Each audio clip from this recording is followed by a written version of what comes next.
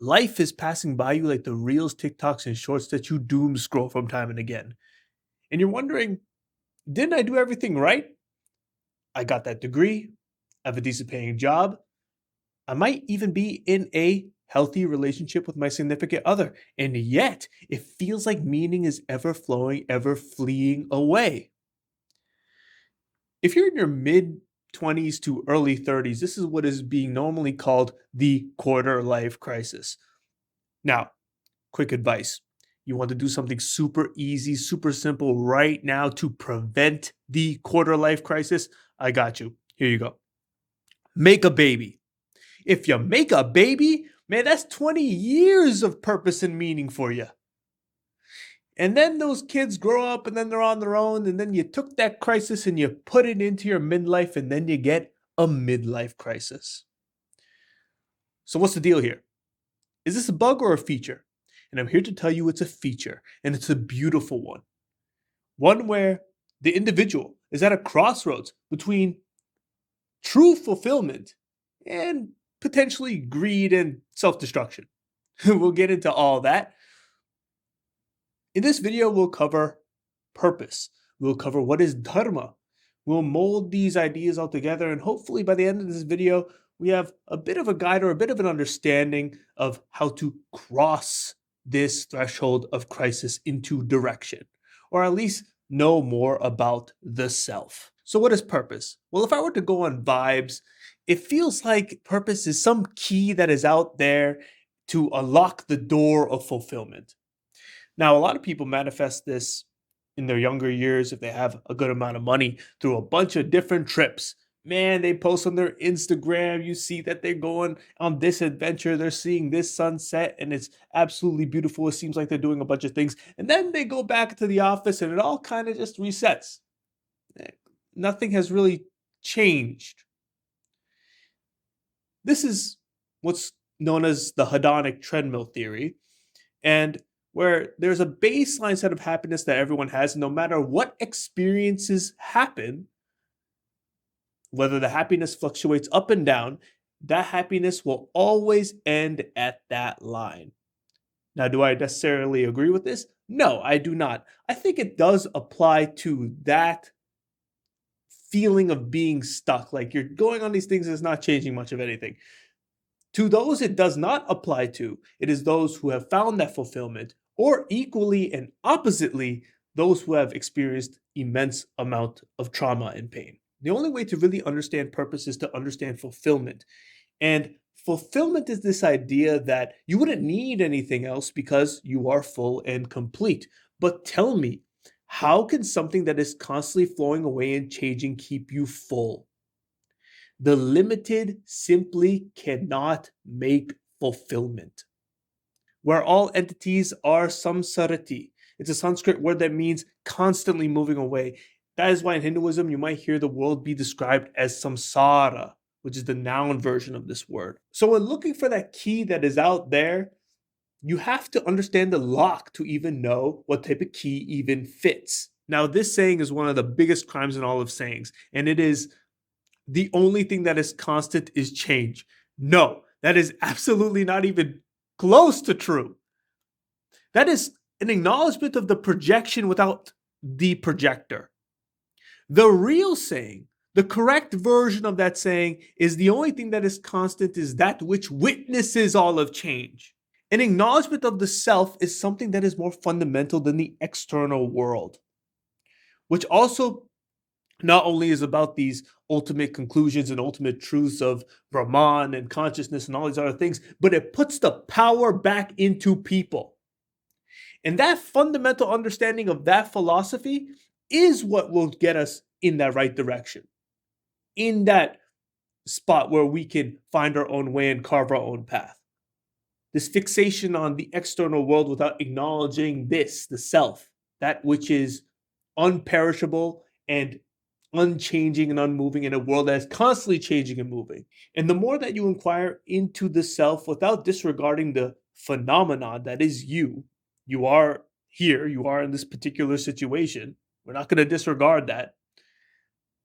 You will understand the lock. And luck has a uniqueness to it. So, what is this uniqueness? The uniqueness of the individual that cannot be readily described by logic in an experiential way. It's commonly referred to as you have a gravity towards something. Certain subjects at school, certain things that you like, unexplainable. You kind of mold to it, you kind of lean on those things.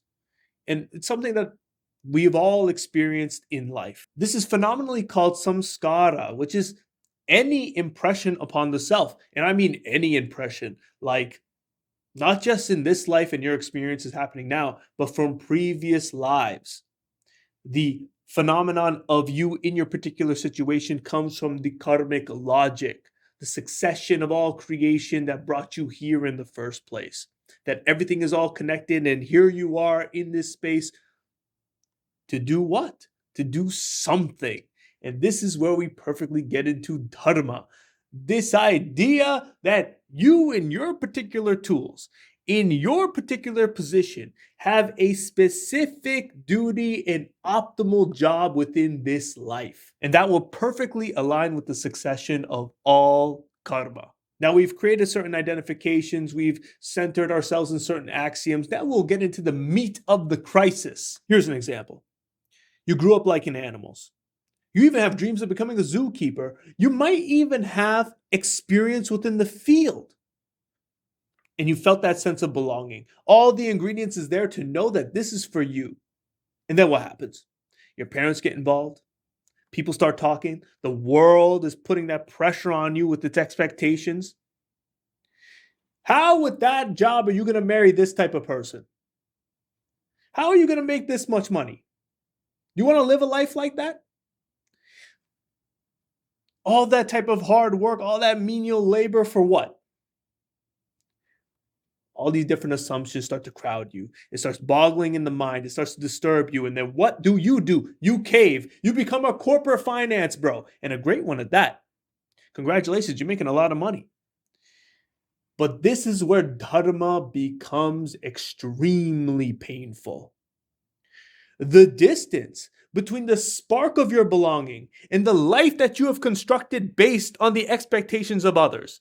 This distance is what creates the most pain. And as this distance increases, the more that is required for you to destroy what you've created to get to where you belong. And that is terrible. That's where it becomes pretty bad. A lot of suffering is in that. And even more problematic, you're getting rewarded. The senses are being indulged. The senses are actively distracting you from looking inward. Oh, a lot of money here. Good job complying with this structure that wasn't built for you. And then what happens? The spark of your belonging gets forgotten. And man, is that a terrible position. That type of crisis, the type of quarter life crisis or midlife crisis, becomes a real sticking position, a real lengthy depression. And conventional methods of therapy are very helpful to try to recognize that spark again. Now let's get into dharma. Specifically, I want to dispel something really fast. Sri Ram, the most exemplary man of all of dharma. If dharma is in the dictionary, you should be able to see that man's face right next to the word.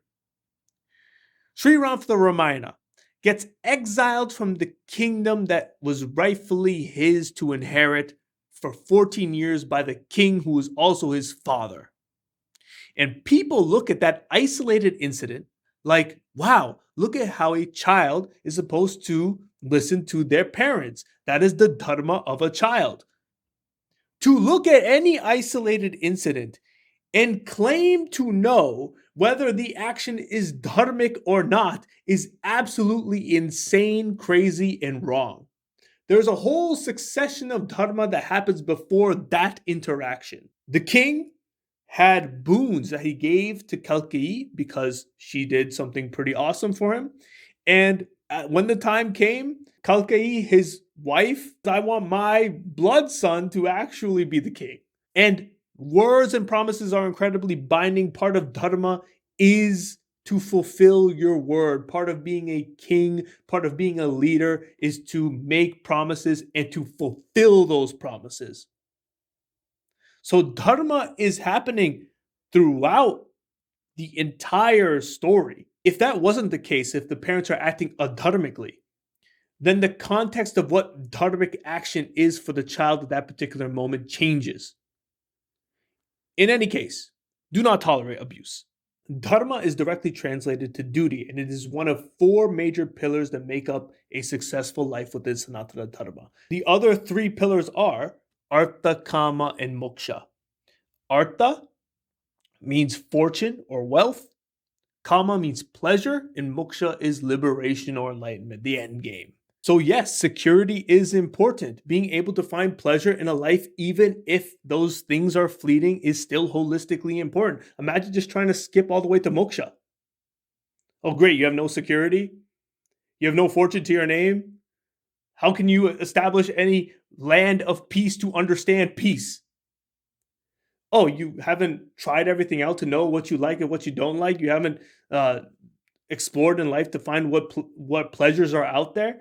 What if in that corner of your heart, in that little speck in your heart, there's that little piece of what ifs?